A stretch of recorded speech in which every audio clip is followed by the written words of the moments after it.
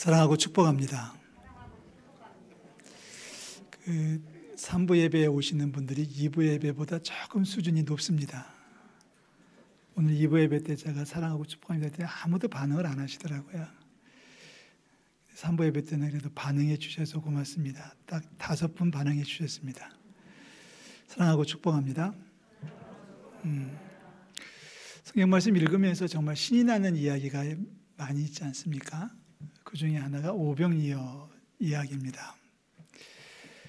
예수님께서 떡 5개와 물고기 2마리 가지고 남자 어른만 5,000명을 먹이셨다. 배불리 먹이셨다. 이게 이제 오병이어의 사건입니다. 떡 5개와 물고기 2마리로 여자와 아이들은 제외하고 5,000명을 배불리 먹이셨다. 몇 가지 질문을 던져보겠습니다. 여러분 한번 맞춰보십시오. 만약에 예수님께서 능력이 있으셔서 5,000명을 먹이셨는데 첫 번째, 10,000명은 불가능하셨을까요? 50,000명은 어려웠을까요? 네, 우리 통일하겠습니다. 제가 말씀하시면 못 알아듣으니까 맞으면 끄떡이시고 틀리면 막 좌우로 저으시고. 예수님은 능력이 5,000명까지만 되지 10,000명은 불가능하신 분이다. 네, 고맙습니다. 그렇다면 예수님이 누구를 먹이시려면 반드시 필요한 게 있는데 떡은 5개, 물고기는 2마리 있어야 되는데 만약에 떡이 5개가 아니고 3개였다면 5,000명은 먹이시는 게 불가능했다. 네, 고맙습니다. 네, 지금 목을 좌우로 흔드시는 분들은 목 디스크에 안 걸릴 줄로 믿습니다. 자, 한 가지만 더 질문을 던질게요.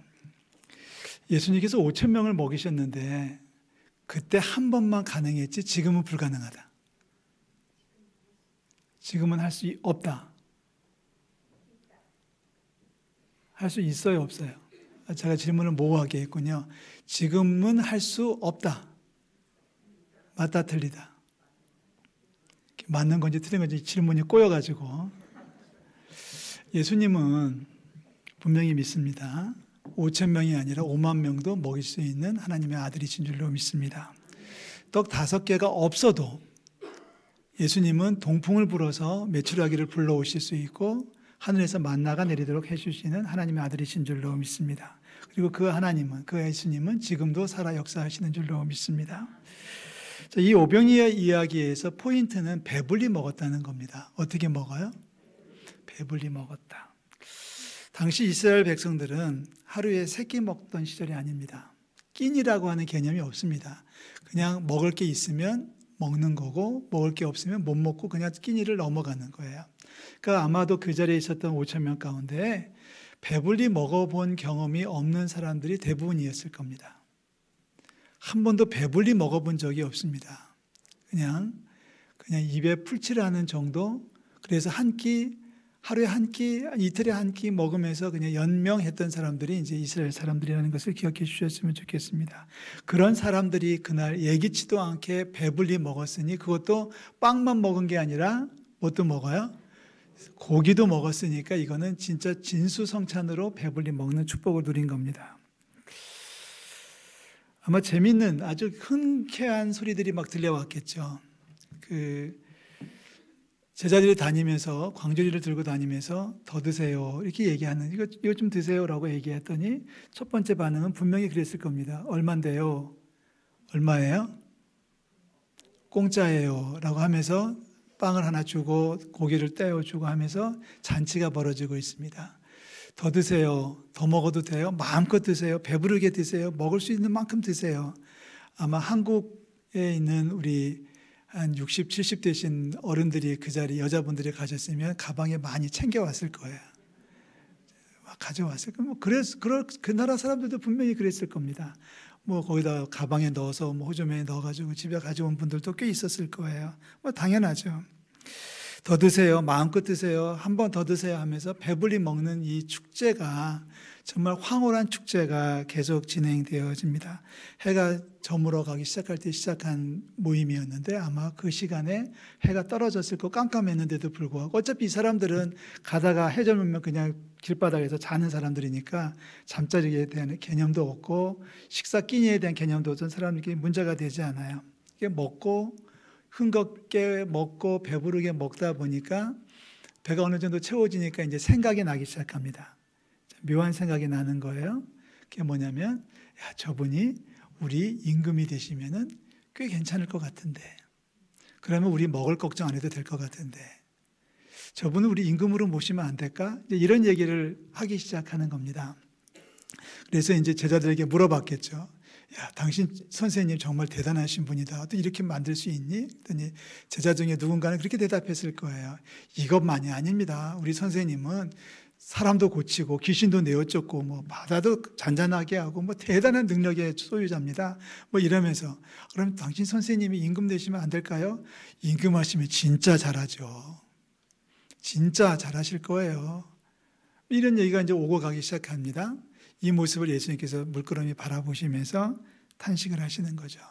그 얘기가 오늘 제목으로 달았던 오병이어 그 뒷이야기입니다. 자, 배불리 먹는 것까지는 좋은데 배불리 먹고 나니까 생각이 많아지기 시작하는 거예요. 그 생각이 뭐냐면 저분을 우리 임금으로 모시면 좋겠다. 요한복음 6장에 보면은 사람들이 예수님을 잡아 억지로 임금 삼으려고 했다라고 기록하고 있습니다. 예수님이 그럼 모르시겠어요? 그래서 예수님께서 그 자리에서 특단의 조치를 취합니다.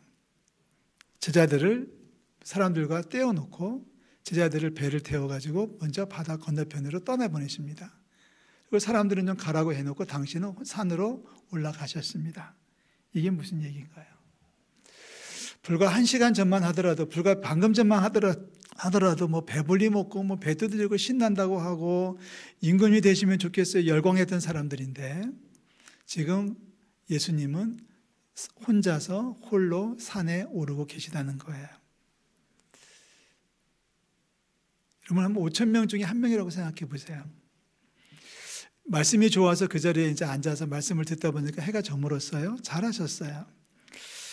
이제 배고픔이 좀 허기가 좀 다 밀려오기 시작하고 있는데 뭐 먹을 생각도 못하고 있을 때 떡과 고기를 나눠주기 시작했습니다. 그것도 요기하는 정도가 아니라 배불리 먹는 경험을 하게 됩니다. 얼마나 행복했겠습니까? 먹고 나서 보니까 저분이 임금 되시면 괜찮겠는데 뭐 이런 생각을 가져보게 되는 거예요. 그런데 놀라운 장면이 벌어집니다. 임금으로 추대하려고 막 그러고 있는데 그분이 내려오셔가지고 제자들을 등 떠밀어가지고 배를 태워서 바다 건너편을 보내셨어요. 그리고 자기들한테는, 우리들한테는 빨리 집에 가요. 끝났어요. 이제 더 이상 없어요. 집에 가세요 하면서 사람들을 흩어보내셨습니다. 그리고서는 당신은 혼자서 쓸쓸하게 산 위로 올라가시고 계시는 거예요. 기도하라. 대강절 셋째 주일입니다. 첫째 주일에 그런 말씀 드렸죠. 우리 더 많이 사랑합시다. 기억하시나요? 지난주 둘째 주일에는 좀 깨끗하게 하고 삽시다. 집도 마음도 깨끗하게 하자, 정화시키자는 말씀을 드렸습니다. 오늘 대강절 셋째 주일에 드리고 싶은 미션은 따라하시죠? 더 많이 기도하자. 그 배경에는 예수님을 외롭게 만들지 않자라고 하는 개념이 있습니다. 우리 금년도 표였습니다만 이제 며칠 지나면 표가 없어질 거예요. 일어나서 함께 가자고 했는데 저는 생각합니다. 제가 성경 말씀을 처음 읽으면서 마음이 좀 아쉬웠고 답답했던 것이 뭐냐면 거기에 5,000명이나 모여 있었는데 왜 그 중에 누구도 예수님을 쫓아간 사람이 없었을까? 거기에 12제자가 있었는데 왜 12제자 가운데 그 한 명도 예수님을 따라서 산으로 올라간 사람이 없었을까? 왜 예수님은 5,000명을 먹인 다음에 열광하고 환호하는 그 백성들 가운데에 계셨던 분인데 불과 1시간도 지나지 않아서 왜 그렇게 외로워지셔야 됐을까? 좀 죄송하기도 하고 안타깝기도 하고 그러지 않습니까? 대강절 셋째 주간에 드리는 미션, 더 많이 기도하자. 예수님과 함께 산을 오르는 저 여러분들이 되시기를 주의 이름으로 축원합니다. 우선 우리가 머무는 공간을 기도의 성소로 만드셨으면 참 좋겠어요. 저는 목사로서 딱 한 가정 신방해 본 적이 있는데요. 여러분 정신 차리고 축복할 때 아멘 하세요. 여러분 부자 되시기를 주의 이름으로 축원합니다. 부자가 돼서 뭘 하면 좋을까? 제가 오래전에 서울 도남동에 있을 때 어느 집사님 가정이 입주 예배를 한다고 그래서 이제 같이 갔어요. 목사님 모시고 이제 부목으로 있을 때니까. 갔더니 2층에 집을 지었어요. 무역업을 하시는 분인데 2층 집을 지었어요. 그런데 그 집을 가자마자 이제 집구경을 먼저 하잖아요. 궁금하니까 이제 아파트도 아니고 이제 일반 주택을 2층으로 지었으니까 도대체 방은 어떻게 됐는지 주방이 어떻게 됐는지 좀 궁금해서 갔는데 그 남자 집사님이 제일 처음에 안내한 것은 1층에서 2층으로 올라가는 계단 밑에 있는 방이에요. 보통 그런 집들은 그런 공간이 있으면 창고로 쓰죠. 근데 그분은 거기다가 기도실을 만들었어요. 그래서 영화관 못지않은 방음시설을 하고 의자를 4개 갖다 놓고 기도할 수 있는, 그래서 거기서 가정 예배도 하고 그럽니다. 아들이 하나였으니까 의자 딱 4개 놓고 하는데, 그때 그 가정을 보면서 정말 큰 감동을 받았어요. 우리가 여러분 돈을 많이 벌어서 혹시 집을 건축하게 된다면 집안에 기도실을 또 만드는 축복이 있기를 주의 이름으로 축원합니다. 안산에 있는 장로님 공장에 신방을 한번 간 적이 있어요. 한 100명 정도 직원을 이제 두고 물건을 만들어내는 공장인데, 그 공장에 가면 이제 사장님 방이 있고 사장님 방하고 맞붙은 곳에, 그러니까 이제 마주 보는 게 아니라 입구는 전혀 다른 데로 들어가게 돼 있는데 거기에 기도실이 있어요. 한 10명 정도 들어가요. 10명 정도 들어가는 기도실이 있어요. 그래서 점심 먹은 직원들이 거기 와서 말씀도 읽고 기도도 하고 그러는 공간을 회사에다가 만들어 놨어요. 우리 사업하시는 분들에게 비전을 드립니다. 여러분들의 사업장이 넓어지고 확장돼서 공장을 만들 수 있다면은 그 안에 예배실도 만드는 축복이 있기를 주의 이름으로 축원합니다. 참 멋지지 않아요? 아니, 기도실이 따로 만들어지지 않는다고 할지라도 여러분의 침상 모서리가 기도의 공간이 될 수 있고요. 식탁에서 기도할 수 있고요. 여러분의 화장대 앞에서 주님을 만나는 거룩한 경험이 있기를 주의 이름으로 축복합니다. 기도, 회사도 마찬가지겠죠. 회사도 내가 출근해서 도착하자마자 기도할 수 있다면 그 시간이 바로 거룩한 시간이 되는 거죠. 도착하자마자 정신없이 업무를 시작하는 게 아니라 하나님 앞에 기도하고 하루를 지켜달라고 기도하고 또 끝날 때 마침을 시간에도 기도할 수 있다면 우리의 일터가 거룩한 장소가 될 줄로 믿습니다. 이번 한 주간은 여러분이 머무는 공간을 거룩한 장소로 만드는 놀라운 축복이 있기를 주의 이름으로 축원합니다. 그리고 가능하다면 기도의 자리에 좀 나오시면 참 좋지 않을까 싶으네요. 완곡하게 말씀드려서 제가 말을 좀 길게 드렸는데 웬만하면 새벽 기도에 나오시지요. 웬만하면 수요일에, 웬만하면 금요 심야 기도에 나오시지요. 신앙생활 20년, 30년 했다고 하면서, 신앙생활 1년 내내 했다고 하면서 365일 가운데 하루도 새벽을 깨우지 못하는 것은 좀 그렇지 않을까 싶어지네요. 아니, 그 시간이 정 부담돼서 못 온다면 낮에라도, 퇴근길이라도 이렇게 지나가는 길이라도 들려가지고 기도하고 돌아가시면 하나님께서 그 기도를 들으시고 응답해 주실 줄로 믿습니다. 요한계시록이라는 성경이 있잖아요. 성경책의 맨 마지막. 요한이라고 하는 사도가 이제 사로잡혀가지고 유배가 됐어요. 반모라고 하는 섬에 유배가 됐습니다. 거기서 이제 돌 깨는 작업을 하면서 정말 고생을 해요. 이 노인네가 90이 넘은 노인인데요. 그러다가 어느 날 요한이 기도하고 싶은 마음이 간절해져서 산 위를 올라갑니다. 뱀이 많아요, 거기가.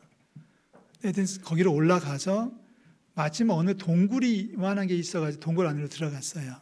근데 그 동굴 안에서 부활하신 예수님을 만나요. 그 부활하신 예수님이 요한에게 장차 되어질 일들에 대해서 조목조목 알려주시고 요한은 그것을 받아 적습니다. 그것이 요한계시록이에요. 자, 성령께서 이끄셔서 감동을 받은 요한이 어디 들림받아서 올라가는데 보니까 문이 열려 있어요. 문이 열려 있는 것을 세 글자로 열린 문이라고 하는 거예요. 문이 열려 있는 거예요. 들어가 보니까 그 안이 천국이에요. 뭐예요? 천국에 가면 누가 계실까요? 하나님이 계시겠죠. 큰 보좌가 가운데 있는데 거기에 누가 앉아 계신데 보니까 하나님이에요. 그리고 하나님을 보좌하는 24명의 장로님들이 사방을 호위를 하고 있어요. 그리고 그 옆으로는 4가지 생물, 그죠? 사자, 송아지, 사람, 그리고 독수리 형상을 한 4가지 천사가 이제 그 하나님의 보좌를 호위를 하고 감싸고 있는 모습을 보았어요. 요한이 입이 떡 벌어져 있는데 그때 한 분이 거기에 들어오셨어요. 딱 보니 어린 양이에요. 어린 양, 예수님이란 얘기죠. 근데 예수님께서 오시니까 이제 거기에 있던 24장로들이 이제 그 보좌 앞으로 뭘 들고 나와요. 뭘 들고 나오냐면은 2가지를 들고 나오는데 검은 고를 들고 나오고 대접을 들고 나와요. 검은 고는 찬양을 들고 나왔다는 얘기를 우리가 이해를 할 수 있는데 대접은 뭔가 싶었더니 거기에 뭐가 담겨 있는데 보니까 향이 담겨져 있어요. 그 향은 성도들의 기도 드리라. 이 계시록 5장 8절 이야기죠.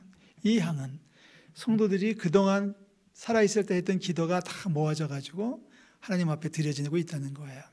그것이 개인적인 대접인지 한꺼번에 모아져 있는지는 설명이 안 되는데 중요한 것은 이 향은 성도들의 기도들이다라고 표현하는 이 말씀이 중요합니다. 기도가 아니라 복수로 기도들이에요. 기도들이란 얘기는, 복수란 얘기는 하나인지 2개인지 3개인지 10개인지 20개인지를 카운트가 가능하기 때문에 복수를 쓴 거예요.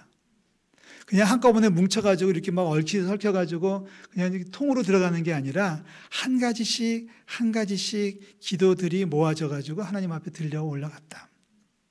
그래서 성서신학자들은 이렇게 얘기합니다. 하나님께서 우리를 보실 때 우리에게 물으시는 것은 기도했냐 안 했냐를 물으시는 게 아니라 기도를 얼마나 많이 했냐를 물으신다는 거예요. 그러니까 기도드리라고 쓰는 거예요. 저는 우리 성도들이 하늘나라에 들려 올라가서 천국에서 영생을 누리게 될 줄로 믿습니다. 믿음으로 가는 거예요. 근데 믿음으로 가긴 갔는데 올라가서 보니까 대접이 있는 거예요. 근데 대접을 딱 봤는데 김아무개, 강아무개라고 이름을 써놨는데 보니까 향이 하나도 없으면 어떻게 되겠어요? 내 이름으로 되어져 있는 대접은 이만큼 주님께서 준비해 놓으셨는데 내가 살아있는 동안에 기도를 했는데 한 번도 새벽에 교회에 나와 본 적도 없고 한 번도 내 음성으로 기도해 본 적도 없고 그러면 결국은 천국에 오긴 왔는데 대접이 텅 비어 있다는 거예요. 예배 시간에 장로님들이 나와서 기도하시고 목사가 기도할 때 아멘 하는 거는 거기에 안 들어간다는 거예요. 내 음성으로 내 목소리로 하나님 앞에 기도할 때 그것이 쌓이고 쌓여서 대접의 향으로 가득 채워질 줄로 믿습니다. 지금 몇 프로 찼을까요? 그래서 목사님들 그런 얘기하죠. 기도의 분량을 채우세요. 이런 말을 하거든요. 기도하세요도 중요하지만 더 강력한 메시지는 뭐냐면 내가 해야 될 기도의 분량이 이만하면 그 분량을 다 채워야 된다. 그럼 주님께서 응답해 주실 줄로 믿습니다. 대강절 셋째 주간의 미션입니다. 이번 주간에는 어떻게 하든지 어디서 하든지 언제 하든지 하여튼지 간에 기도를 더 많이 하는 한 주간이 될 수 있기를 주의 이름으로 축원합니다. 여러분 잘 보셨는지 모르겠어요. 대강절 첫째 주간에 더 사랑하자는 인간과의 관계, 특별히 가족들과의 관계에 치중했던 메시지였습니다. 지난전에 드렸던 정화에 대한 메시지, 한우카의 축복이라고 하는 것은 내가 내 마음을 깨끗하게 하고 내 집을 깨끗하게 하는 결국은 내 개인의 문제였었습니다. 오늘 3번째 드리는 이 대강절 메시지는 하나님과의 관계에서 나오는 메시지예요. 내가 기도하면 하나님이 들으시고 내가 간구하면 하나님께서 응답해 주실 줄로 믿습니다. 하나님과의 관계가 회복돼야 돼요. 이게 이번 3번째 주간에 해야 될 중요한 미션입니다.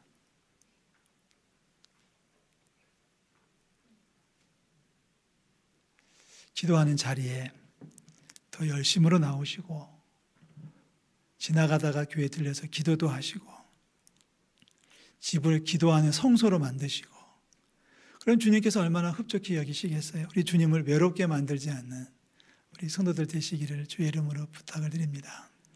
얼마나 외로우셨겠어요. 혼자서 산으로 올라가시는데 이놈들이 금방 전까지 나보고 임금하려 해놓고서 날 따라오는 놈이 한 명도 없는 거예요. 가랜다고 가냐? 예수님 아마 속으로는 그러셨을 것 같아요. 지난 코로나가 한창이었을 때 우리가 교회당 문을 못 열었던 적이 좀 있었잖아요. 그래서 예배도 20명만 제한해서 드리고 모든 예배를 다 하지 못하고 새벽 기도도 모이지 못했을 때 제 친구한테 전화가 왔어요. 어떡하냐. 그래서 친구랑 통화하다가 야, 교인들은 못 오게 했지만 우리는 나가서 기도하자. 목사니까 해야지 해가지고 오랜 동안을 새벽 기도를 혼자 한 적이 있었어요. 엄청 외롭더라고요. 교인들 오지 말라고 했으니까 아무도 안 오는 게 당연한데 막상 오지 말랬다고 안 오냐? 저도 그 말이 나오더라고요. 그래서 한 달쯤 지나가지고는 제가 현관문을 열어놨어요. 그리고 불을 켜놨어요. 십자가 불도 켰어요. 그랬더니 한 분, 보름 뒤에 또 한 분, 두 분이 뒤에서 기도하시고 가시더라고요. 누군지는 모르겠어요. 껌껌해서. 지금 만나면 안아드리고 싶어요. 여러분, 주님과 함께 가는 우리 성도들 되시기를 부탁을 드립니다. 아니, 밥은 실컷 얻어먹고서 집에 가? 쉬운 말로 할게요. 먹을 거 다 먹고서 나를 따라오지도 않고 말로만 임금 삼는다고 해놓고 나 혼자 산에 가게 만드는 우리 주님과 함께 산에 오르는 축복이 있기를 주의 이름으로 축원합니다. 이번 세 번째 대강절 세 번째 주간은 더 많이 기도하는 저와 여러분들이 되시기를 주의 이름으로 축원합니다. 기도하겠습니다. 하나님 아버지, 대강절 셋째 주간을 출발합니다. 이제는 우리가 주님의 십자가를 지고 주님을 따르게 도와주시고 주님 혼자 보내지 말고 주님을 따라 주님과 함께 세상을 감당하는 저희들 되게 도와주시옵소서. 셋째 주간 대강절 보내면서 저희들 더 많이 기도하게 하시고 그래서 우리의 대접에 향을 가득 채우는 우리 성도들 될 수 있도록 인도하여 주시옵소서. 기도의 대접이 텅 비는 사람들이 없게 도와주시고 하나님 가정에서나 일터에서나 어느 곳에서나 언제나 늘 주님을 생각하며 기도하는 무릎으로 축복하여 주시옵소서. 우리가 기도할 때 주님께서 이루어 주실 줄로 믿습니다. 주님 함께하여 주시옵소서. 예수 그리스도의 이름으로 기도하옵나이다. 아멘.